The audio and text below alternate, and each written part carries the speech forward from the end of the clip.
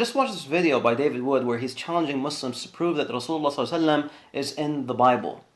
Now, the issue with this is that David Wood is very aware that this has already been done. David Wood got destroyed, absolutely trashed in a debate about that specific matter. Deuteronomy chapter 33 speaks about somebody who will turn up in the land of Paran with 10,000 saints and a fiery law in his right hand. It reads as the following: The Lord came from Sinai and dawned on them from Side. He shone forth from Mount Paran, and he came with 10,000 saints. From his right hand came a fiery law for them. Hello, hello. Welcome, brother. Hey, Rob, how are you? Hey, I'm good. How about you, my friend? How are you? Like you said, it's a little early, but doing all right. Yeah, I was thinking about making a video on Farid as well, and just kind of making it an honest plea to Muslims to stop you should, bro. citing You him. have to do it because, maybe Arab Christian is lying. Maybe Arab Christian, is a deceiver. Maybe, who knows? I hope that every warrior in Christ, all the Christian apologists have to do this because, a lot of Muslims are getting deceived, my friend. We need to spank these liars and deceivers. Go ahead, bro. Well, speaking of lying, yeah, I was fact checking you about Paran, and according to the Hebrew and Aramaic lexicon of the Old Testament, it's between Midian and Egypt to be identified with the Sinai Peninsula. So it seems like you're correct. Whoa, I'm correct? No. Yeah. No way. Really? But I still wasn't sure. So I checked the Dictionary of Classical Hebrew, Yeah. which says it's the wilderness area west of Edom and north of Sinai, home of Ishmael. So you're right again. Wow. Bro, do you see the screen? Do you see the screen? Just to make sure. Oh wow. But I still wasn't sure. So I checked the Dictionary of Biblical Languages with semantic domains, which I'm sure everybody reads before they go to bed at night. And it says it's the desert area in Sinai Peninsula. So you have three scholarly sources that agree with you on the location of Paran, and I could cite a whole bunch more. Man, it's a blessing to have you here, brother. Thank But you. the bigger picture is what's going on in Deuteronomy 33 is part of what scholars call, you'll see it various ways, Yahweh from the south or Yahweh's march from the south, something like that. Yeah. And it recalls, God coming to the salvation of his people. We think about, receiving the law at Sinai and so forth. Yeah. But there are even more problems for Muslims because this is not just Deuteronomy 33. Yes, This I know. march from the south tradition occurs in several other places. So here's Habakkuk 3.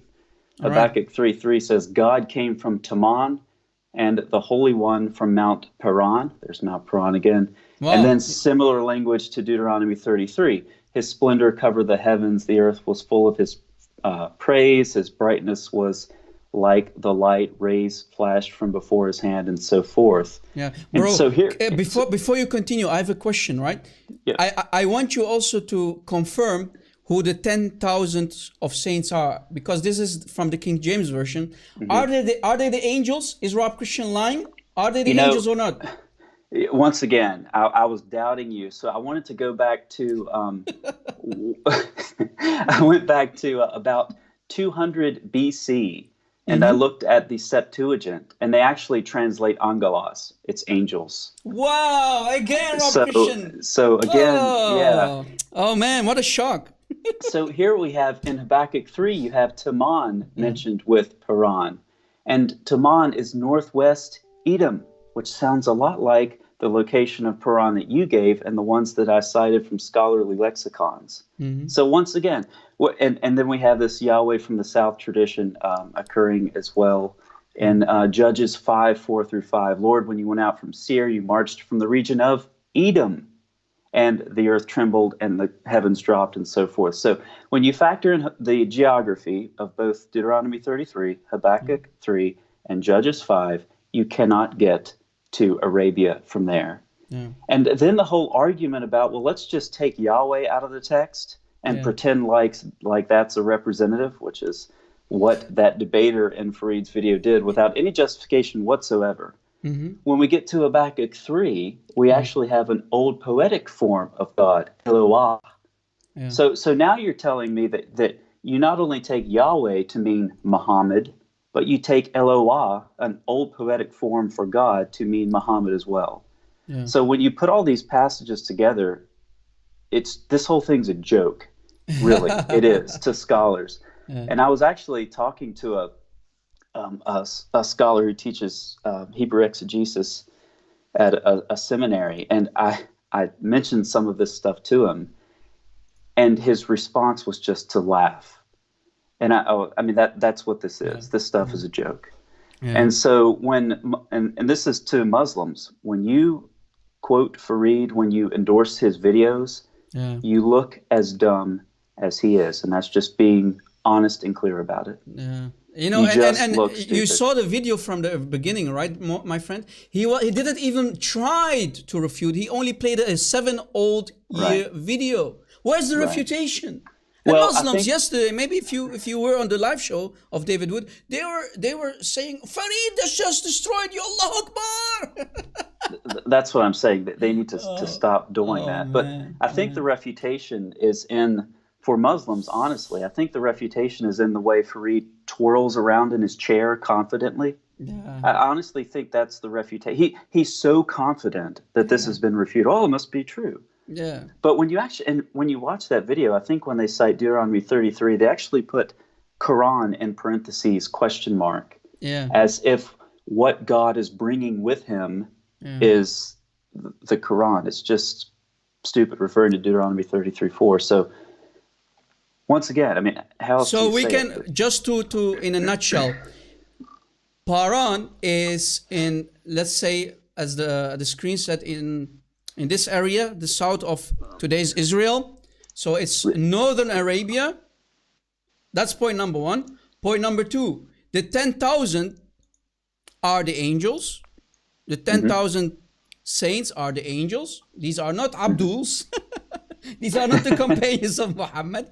And Muhammad is certainly not God. When you're going to say he's God, that means you're committing shirk. You're nothing but a blasphemer like Farida yesterday. Right? Yeah, that's right. And what's your point of view about the merciful servant who said Isaiah 42:13 is Muhammad removing the Lord? What's your point of view about that, Brother Colin? Well, I'm actually going to do a video on that because Try not to laugh. Try not to laugh, bro. You know, here's the thing: when Satan tempts Jesus, he quotes from Psalm 91 right up until the point where he says he's going to get his butt kicked, and then he stops. Yeah. That's how Muslims quote the Bible.